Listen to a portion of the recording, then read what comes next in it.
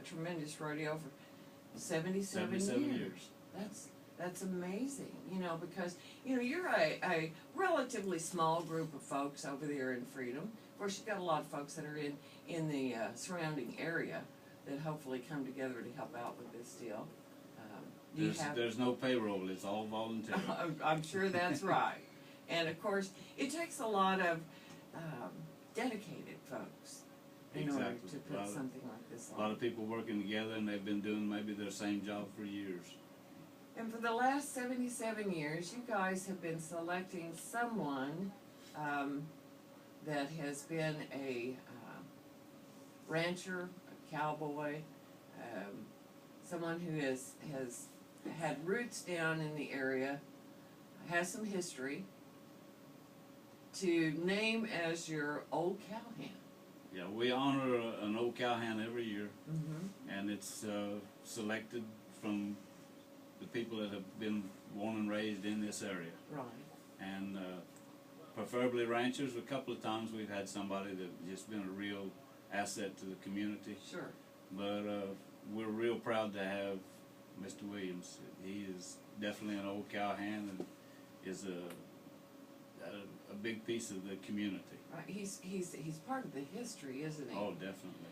You know, Albert Williams. Good morning to you, sir. How are you? Good morning. Fine. Excellent. You know, I love to talk to gentlemen like yourselves because I guess my husband and I kind of live, or try to live, as close to the Old West style as we can. I mean, it appeals to our nature. And so we, you know, we raise cattle, we farm, we raise horses, and that's what gives us, it surely doesn't make us any money, but that's what gives us our sanity, or gives us our peace of mind. Yeah. And you grew up right out there, you know, along the river, true? It's where the Cimarron meets the Buffalo Creek. Okay. I lived on both sides of it. Okay. All right. Now, something I had read about you was that you've been going to the Freedom Rodeo ever since you was a kid. Well, yeah. Yeah. And one of the things that you guys did, which, you know, it's crazy nowadays, we look at something like that and we think, how could a mama turn her kid loose, you know, at a real young age and let him just strike out across the country on a green colt and let him just, how many miles was it over there from your place to the Freedom Rodeo? 8 or 9 miles, 9 miles, I think. Yeah. And down the river. And about how old do you think you were when you first started doing that? Well, I was still in high school. Yeah. You know, I can't remember. I think it probably maybe a freshman or sophomore year. Okay. Just a kid. Yeah. And several of you and your buddies and or siblings or whatever would strike out and go to the Freedom Rodeo. Well, we didn't ride down that too far. That's pretty rugged country we was riding down. I imagine. No, it's pretty hard to find the gate every time you go down that far through a ranch. Yeah. Go through the Selman Ranch. Used to be the Selman Ranch. Right. So, if you couldn't find a gate, what'd you do? And what? If you couldn't find a gate to go through, what'd you Made do? a drop bar. Okay. Yeah. Well, that's what I was wondering. We didn't, I don't think. We found gate, but I've been across a lot of drop bars in my lifetime too. You had to put it back once you got through. Yeah. But you know, and folks didn't get alarmed about that, did they? No, it's just that's what we've done all the time. Yeah, and I'm sure the Selmans looked out there and said, "Oh, it's just them Williams boys coming through." They didn't bother. Right. Yeah. Nowadays, you know, people they want to know who crossed when and where, and if you're coming back through, and did you fix that, or is that's what's wrong with my fence or my gate? Make sure you close it, because you knew what to do, and you respected their property. And you were talking. What I was reading was that you guys raised your own horses, which most folks did back then, and your own riding stock. And many times you started out with a green colt, and by the time you got back, you had a broke one. That's right. Well, one of them, the horse I rode down there, little spotted mare, and she just started breaking her. Until the time I got there and stayed there 3 days for the rodeo, I got her sold for a good price. Wow. And Dad had to come and get me. I guess I don't remember how I got home. You know, of course, like you said, the Freedom Rodeo is 3 days. Starts tonight and goes through Saturday. And you guys would go down there and stay. Where did you stay when you went? Did you bed down somewhere? We stayed in the old sale barn. Okay. And of course, it wasn't running no sales at that time, but they had pen for our horses, and then we slept in that, out there on the ground, I guess. And didn't charge you a penny for it? No. No, they just let you I hang don't, out. they wasn't having no sales there. It just sitting there. I think we used it for the fat stock shows too at the time. They would sell Okay. one. Yeah, I know they did. Yeah. Yeah. Didn't think nothing of it. No. Usually the weather was pretty good. Yeah. So it wasn't like it was too hot or too cold. Of course, being kids, you didn't care, did you? We didn't know the difference. Yeah, you was going to the rodeo no matter what. That's exciting because, you know, I think that exemplifies what rodeos are all about. People who, you know, I mean, they live it, they breathe it, they want to be there, and they'll do anything to get there to watch it. And it's kind of like the biggest event of the year for most communities. Exactly. And it's like some other cities, well, the circus is coming to town. Well, that don't happen out here. It's the rodeo that's coming to town. And you get to see some of the best cowboys.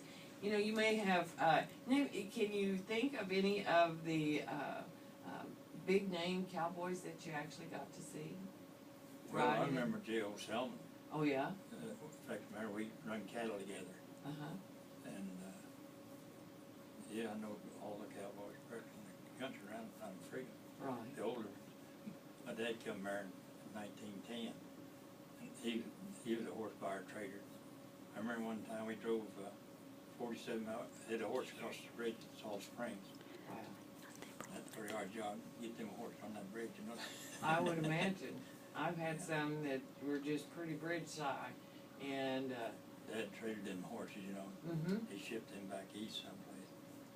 That time, that was his last big horse deal. That horses got where they weren't very valuable there. right.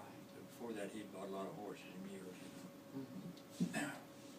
You know, that's, I'm sure it's hard to know which direction to go and to pick out some of the history, some of the things that you've experienced in your lifetime. Now, did you yourself ever rodeo? Did you ever try your hand at it? No, one time, I guess, in the mess, my brother, he tried, he run the kip around the arena until he kind of finally caught it, and they said plenty of time for Vernon Williams. So was he bulldogging or was No, it he was roping. roping it? Yeah, Okay. we rode them little ponies down there. But I never did rodeo much, Right. only off the farm. Well, that was probably enough for you. Yeah. When you live it every day, it may not be quite as appealing Yeah. to get in the arena and get buttoned up because you still had to go to work once you got back home. Yeah, we milked too many cows there about that time. Oh, so you actually had a dairy as well? Well, no, Or we just wasn't a dairy. for just- yourself?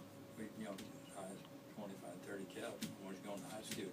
Now, most folks would call that a dairy nowadays, wouldn't they? That's it. We done that for, I guess, so we can buy groceries. Well, you were sustaining. Yeah. And of course, what your family itself had to use. And, you know, I remember as a kid, neighbors, we didn't, you know, we didn't milk, but we had neighbors who did. And that's where we bought our milk. Oh, yeah. And, of course, we have our own chickens and get our own eggs. And that's the part of life that, you know, I want to be in.